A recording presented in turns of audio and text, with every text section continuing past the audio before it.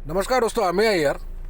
सो जो कल का वीडियो था उसमें क्लियर कहा गया था कि भाई Nifty is not yet overbought and जो क्लोज आया है वो काफ़ी शानदार क्लोज आया है। तो आपको जो है जो भी डिक्लाइन मिलता है उसमें बाय करना है। तो ये बात क्लियर थी कि भाई आपको डिक्लाइन में बाय करना है। सो क्या लेवल था कि भाई डिक्लाइन स्टिल 383, 15,383 तक डिक्लाइन में आपको बाय करना है और 269 तक स्टॉप लॉस रखना है। देखते हैं आज क्या हुआ है। सो निफ्टी का हम लोग इंट्राडे चार्ट देखते हैं।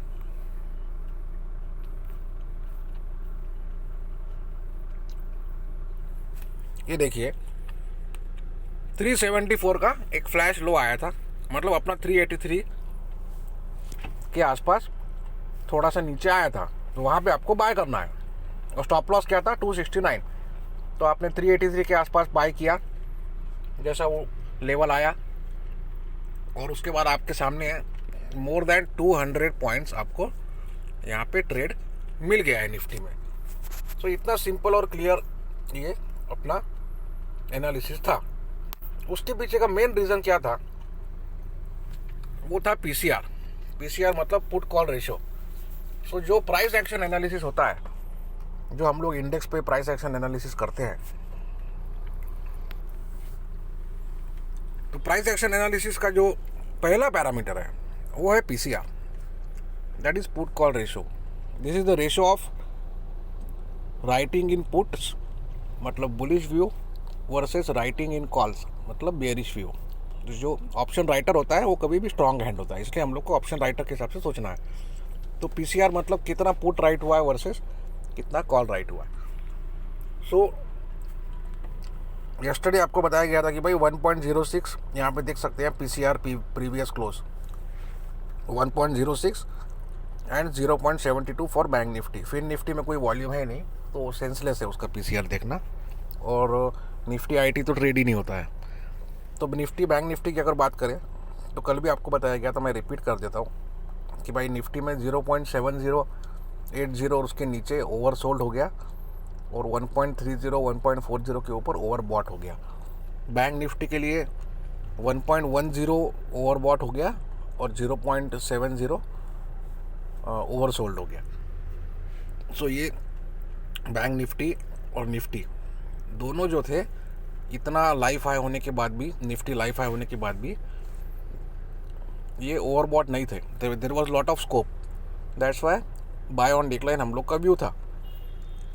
एंड इसमें आप देखें तो आज निफ्टी जो पीसीआर है 1.4054 हो गया है। सो ये अभी ओवरबॉट जोन में एंट्री इसने ले लिया है।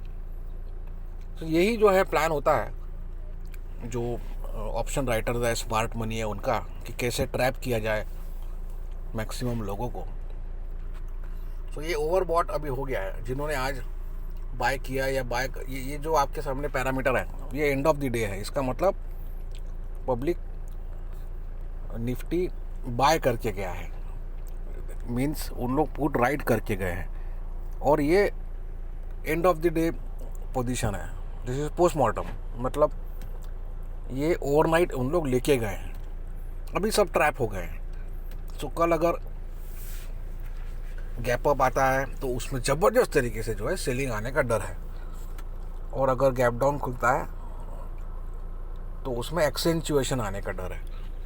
तो ये अभी कॉशियस मोड में निफ्टी आ गया है।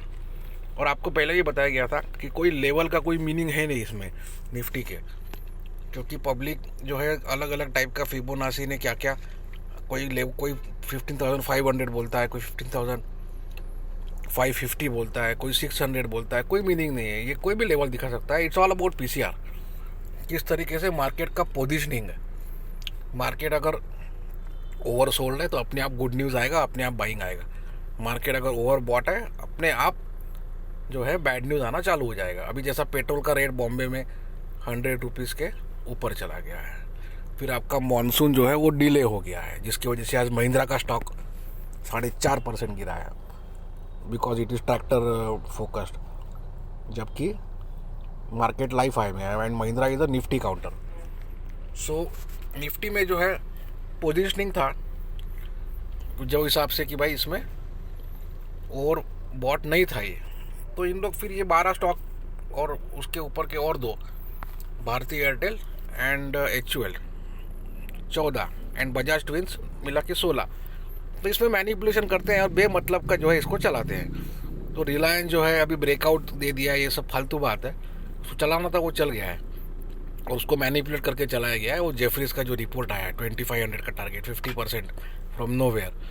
ITC चल गया है बेमतलब का, और ICICI बैंक चल गया है, टॉप काउंटर्स की अगर बात की जाए। तो इस तरीके से अगर आप इंडेक्स पे फोकस रहे तो आपको स्टॉक्स में से जो है मुक्ति मिल जाएगा। ये इस टाइप का मार्केट है। आपको लास्ट टाइम भी बताया गया था कि भाई ये नवंबर 2020 वाला मार्केट है, जिसमें ये क्यों ऊपर जा रहा है किसी को समझ में आ नहीं रहा है। And this can be one of the most hated rallies कि भाई क्यों नहीं गिर रहा, अब गिरना चाहिए, अब गिरना चाहिए। But it doesn't work like that, market doesn't work like that. So most importantly हम लोग को निफ्टी पे फोकस रखना है। तो अभी निफ्टी जो है अच्छा खासा ओवरबॉट हो गया है, तो भी हम लोग को क्या ध्यान में रखना है। अभी ये कल का जो हाई है 469 और कल का लो 394। सो कल अगर निफ्टी डिक्लाइन होता है, जो हम लोग का बाय ऑन डिक्लाइन ही स्ट्रैटेजी है, निफ्टी खुल गया और you just start buying, it doesn't work like that.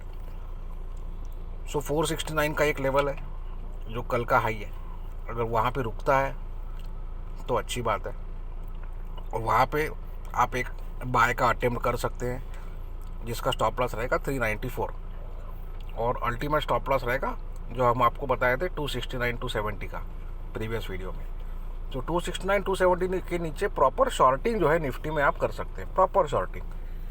But यहाँ पे जो है बाय ऑन डिक्लाइन स्ट्रैटेजी हम लोग अभी भी रखेंगे, ऑल्दो निफ्टी ओवरबॉट है। लेकिन निफ्टी ये जो मनी फ्लो चल रहा है globally, high liquidity scenario, what happens is overbought can become extremely overbought, but oversold doesn't become extremely oversold, quickly it is bought into।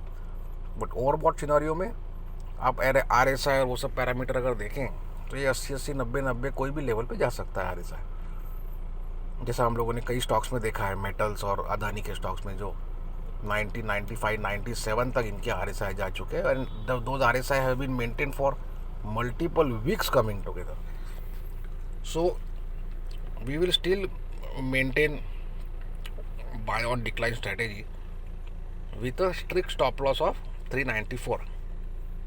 और कल का लो के अगर नीचे चले जाता है निफ्टी तो you can properly short it, and उसको आप 269 तक शॉर्ट आपको वेट करना है। अगर वो भी टूट गया तो आपको शॉर्ट होल्ड करना है, नहीं तो वहाँ पे शॉर्ट बुक कर लेना है और फिर से वहाँ पे बाय कर लेना है। So we buy Nifty tomorrow where it comes to yesterday's high of 469 and keep a stop loss of 394. If 394 breaks, you can short it till 269, and if 269 breaks you can continue the short, and below 269 you can short afresh, आप नया shorting कर सकते हैं। तो यहाँ पे extremely caution हम लोग को ले लेना है, क्योंकि अभी ओवरऑल निफ्टी जो है इंडेक्स ही अभी ओवरबॉट होने के कगार पे आ गया है ऑन दी PCR फ्रंट। बाकी स्टॉक्स की बात करने में कोई मीनिंग है नहीं, क्योंकि जैसा आज इन्फोसिस, लार्सन ये सब ठंडे थे, और ITC और ICICI इन लोग खींच लिए। Bharti Airtel is a very big counter from the weightage point of view, 2% इन लोग चला दिए आज बेमतलब का। So this is very important observation that Nifty is overbought, and people who have been waiting for long time to short Nifty, they can short the gap up tomorrow. People who are on the bullish bias, they can buy the Nifty on decline still yesterday's high of 469 with a stop loss of yesterday's low of 394, and below 394 you can begin the shorting for the day till 269 and further below. So this is the clear cut advice here. And if you just look at global parameters, so today there is a holiday in US because of Memorial Day, so Dow Jones is not working, only the futures are trading, and also the bond yields, US bond yields are not updating because of holiday there.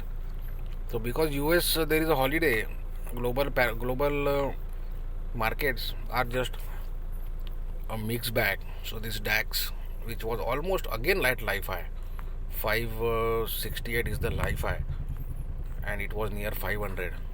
So it is just trading just okay types. And Dow future is complete nonsense parameter.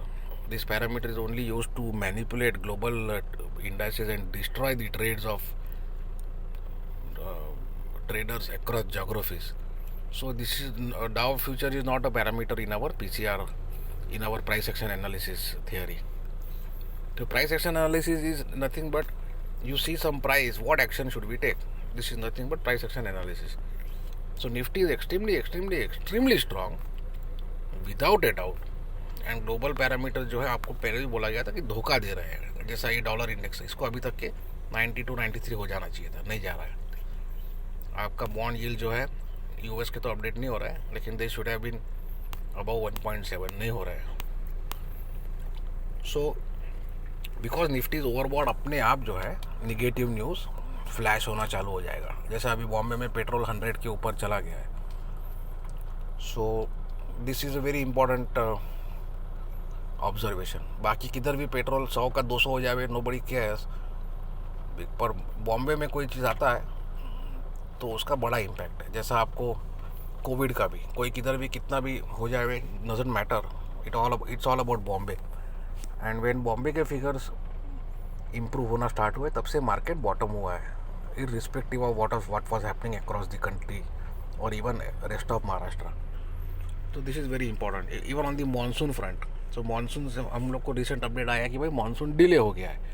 उसी वजह से आज महिंद्रा का stock 4.5% गिर गया था, क्योंकि वो ट्रैक्टर फोकस्ड है.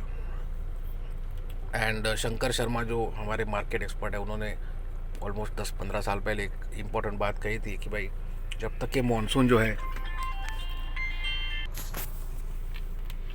हाँ sorry there was a interruption, एक कॉल आ गया था. हाँ, तो जैसा शंकर शर्मा सर ने कहा था 10-15 साल पहले कि जब तक कि मुंबई में बारिश नहीं आता है, तब तक कि उसको आप मानसून नहीं कह सकते हैं. तो हम लोग क्या, जो अभी बारिश आया है वो तो साइक्लोन टाउटे की वजह से आया है, लेकिन प्रॉपर मानसून जो है वो डिले हो गया है, जो केरला में आता है. दैट्स वाई महिंद्रा का स्टॉक गिर गया.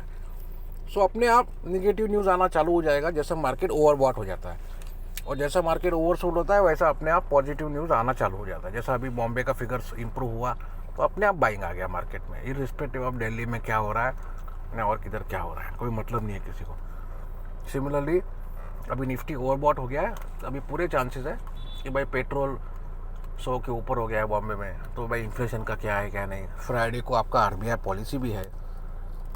सो अपने आप यूएस के बॉन्ड यील्ड्स बढ़ना चालू हो जाएंगे. इंडिया के बॉन्ड यील्ड्स देखिए आप, वो बढ़ना चालू हो जाएंगे, थोड़े बहुत बड़े भी हैं. ये 2 ईयर बॉन्ड यील्ड देखिए आप, 3% चला है. 10 ईयर भी धीरे धीरे ऊपर जा रहा है. तो अपने आप जो है आपका, ये देखिए वीकली व्यू है ये.